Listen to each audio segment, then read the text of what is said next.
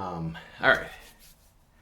So this is meal or day 7, 8, 9. Day 9. Right? Yeah, Wednesday. No, day 10. Day 10. Meal number 2. It is 11:30. So just got back from the gym. Like I said, I'm doing Monday, Wednesday, and Friday. Today was leg day.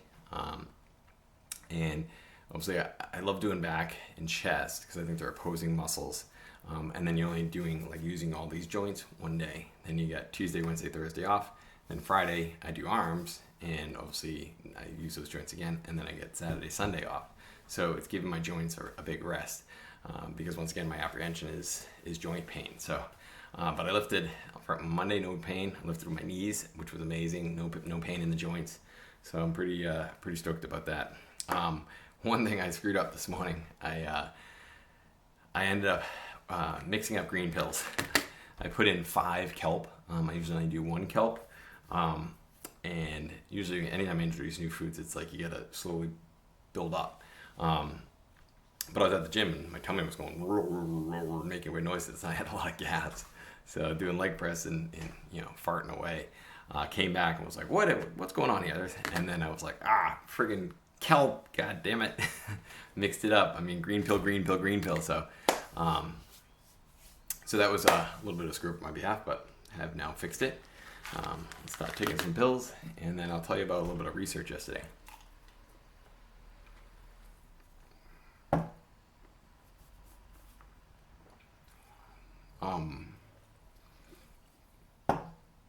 So Canadian dietitian Michelle Allen basically says there's 3 different mechanisms for hunger. You have mechanical hunger, which is your feeling of an empty stomach. This is usually accompanied by growling or churning, sense of hollowness, tightness of the stomach. So that's one mechanism. Then you have second mechanism, Allen defines as aesthetic hunger. This is a longing for food. It's more than just an eating. It's the taste of craving certain taste and physical food.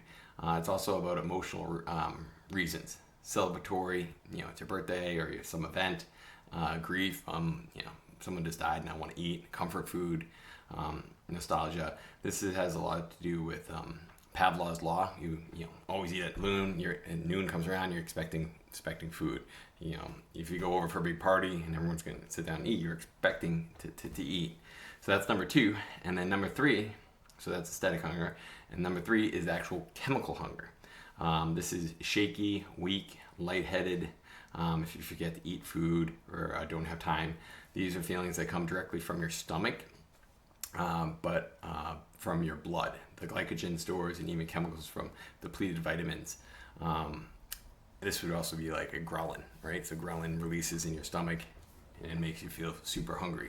So, and then it was interesting, reading about ghrelin. I didn't realize that women produce more ghrelin, which is the hunger hormone, than men. But then I did some studies on basically fasting, and they had a really interesting study of they did 36 hours. They had men and women, and they measured basically the ghrelin every hour so that they could actually see where the ghrelin is. And what happened is over a 3-day fast, the ghrelin women started off higher than men and then slowly came down. Both went down, but basically by the end of 36 hours, they were both at the same spot. But women actually noticed the biggest difference because they're so used to having more hunger pains. So after 3 days of fasting, they were actually like, I'm not actually craving stuff. This is really interesting stuff. It's kind of like what I was experiencing. The first 3 days was kind of tough. But now I just take my food pills and I'm not hungry. I mean, it's pretty amazing. And I've been around food trucks and stuff like that. Now I smell them, and that's obviously the second one, right? It's the smell of the memory. You think, I should probably want to eat that. But one thing is I'm not tasting stuff. So that's not triggering that emotional side, that aesthetic hunger. And I think that's a big key here, because anytime you would cheat, like last night I had wine and those flavors in my mouth, I mean, I was like, I want food. Also, you're drinking, your ability to say no decreases. Now, I didn't eat anything, but I sure as hell wanted to. So I think I'm going to cut alcohol out of my diet for the rest of this, because there's no need falling off the wagon just because of stupid alcohol. and it's more calories anyway. And then the mechanical hunger is getting addressed because you're taking pills every 2.5 hours. So at the every 2.5 hours, there's always something in your stomach, so it doesn't growl. It's always expanding, right? And it's just always there, so you don't feel that mechanical hunger of an empty stomach, hollowness. And then on the chemical side, the ghrelin can't be released because there's food in the stomach, right? So you're actually saying, hey, there's food here. There's more food coming. Look, there's a pattern here. You're going to be fed every 2.5 hours. Don't stress. So I think that's amazing. And then obviously your glycogen stores, vitamins. I am like giving myself all the vitamins. I'm getting better vitamins and nutrients than I ever did when I was eating all the crap food because it didn't have all the vegetables, all the minerals, all the vitamins. And even if you take a multivitamin, the multivitamin, your body doesn't digest it correctly because it's artificial. And I have a couple white papers explaining why that is and why my multivitamins don't actually work. So I think this is amazing stuff. And then there's some other really interesting stuff around taste.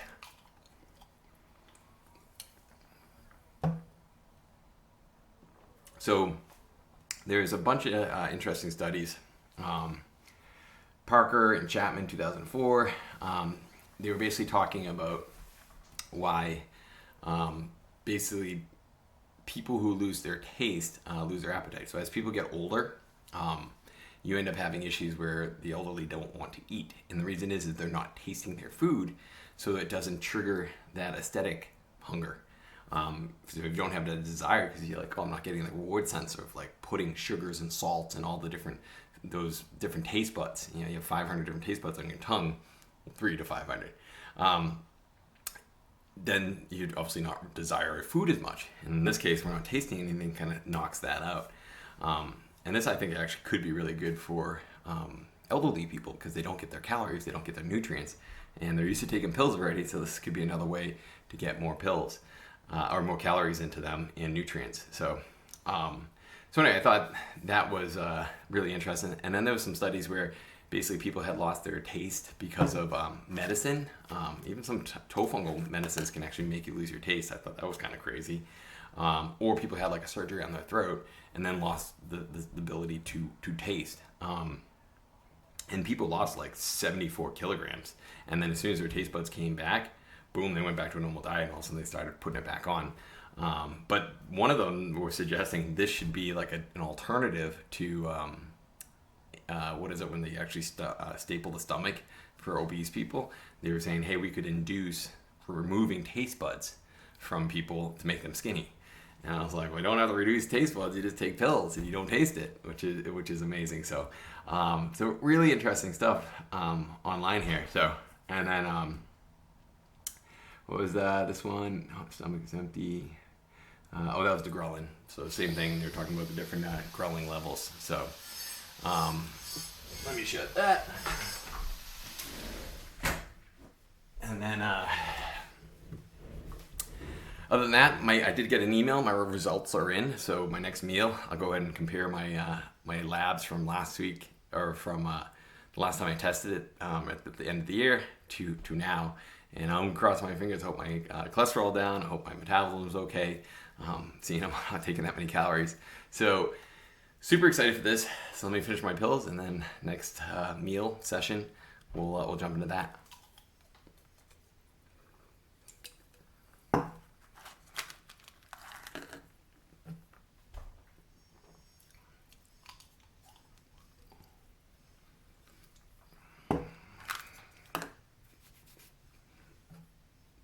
I did think of another cool invention because of this mistake this morning with the kelp.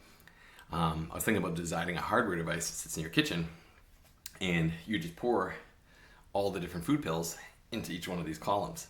And then you would have your app, depending on how the AI is telling, oh, you should do this, you should do that, oh, you need this regimen. It would just dump them into a little package, and then it vacuum seals it, / heat seals it. So then you get these little carry-to-go cases, and it's just all set up. So, you have your 6 meals a day, boom, boom, boom, it's done in the morning. If you want to go ahead and go away, it could do 6, could have a whole week's worth. So you can keep them in the car, keep them everywhere. And then it just takes a lot of effort out of it. Now it's like super simple. They're vacuum sealed, they're heat sealed. so nice and protected. So I think it's a really cool idea, and maybe if I do a Kickstarter, maybe that's one of the reach goals. If we get enough revenue generated, we'll actually start building that little machine. So sell it and put it on your countertop like a coffee maker.